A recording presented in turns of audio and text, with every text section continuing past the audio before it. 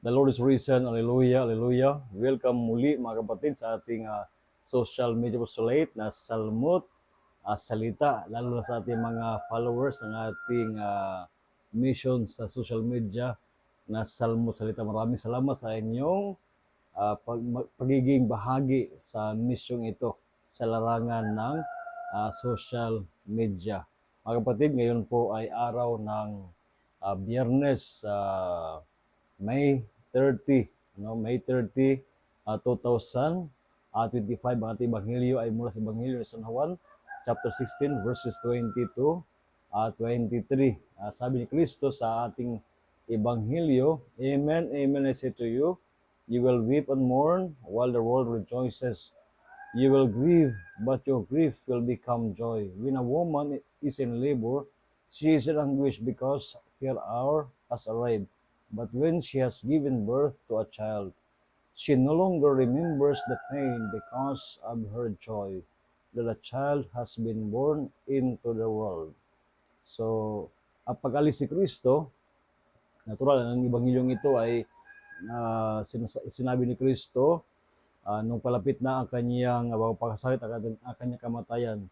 Subalit ilagay natin sa konteksto na kung saan tayo ay sa muling pagkabuhay at looking forward sa nalapit na pagdiriwang ng pag-akyat ni Kristo sa langit at ang pagdiriwang sa susunod na linggo pa after this coming Sunday, ang kapistahan ng Pentecostes. Sinasabi ni Kristo na ang kanyang pag-alis ay magdudulot ng pighati ng lungkot sa kanyang mga alagad. Subalit ang lungkot at ang pighati nito ay mapapalitan ng kagalakan. Inahambi na Kristo ang sitwasyon na ito sa isang babae na manganganak. Sa kanyang panganganak ay siya nakaranas ng sakit, ng hirap.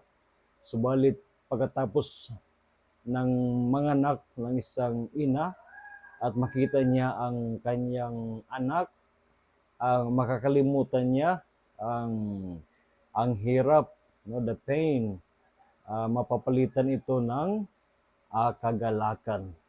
Ganun din sa buhay natin bilang mga manampalataya ni Kristo, live in this world bilang mga alagad ng Panginoon ay parang tayo ay mahihintulad sa isang babae na nanganganak. Maranasan natin sa ating paglalakbay sa buhay bilang mga alagad ng ating Panginoon yung hirap, ang hirap. Subalit ang hirap na ito ay mapapalitan ng kagalakan sa dulo ng buhay natin na kung saan tatanggapin natin ang gantimpala ng Panginoon. Kaya huwag tayo panghinaan ng kalooban kung tayo nakaranas sa mga problema, na mga paghihirap sa buhay. Let us look forward to the reward that awaits us, mula sa ating Panginoong Hesus Kristo. Tayo ay hindi iniiwan ng Panginoon. God loves us so much and He will be with us always.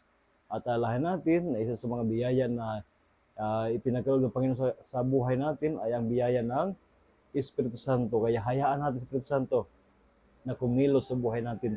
Patatagin tayo sa harap ng mga pagsubok ng mga cross na maaring darating sa buhay bilang mga alagad ng ating Panginoong Hesus Kristo. So again, a blessed day sa inyong lahat at maraming salamat sa inyong pagsuporta sa ating mission social media, ang Salmot Salita. Niyahan ko kayo na inyong hikayatin ang inyong mga kaibigan na mag-subscribe sa YouTube at mag-follow sa TikTok, ganoon din sa ating Facebook page upang sa kayo sa magitan ng mission ito, Salmot Salita, ay marami tayong matulungan at may palaghanap natin ang mensahe ng ating Panginoon na siyang tutulong sa ikalago ng ating buhay spiritual. So again, a blessed day sa inyo lahat.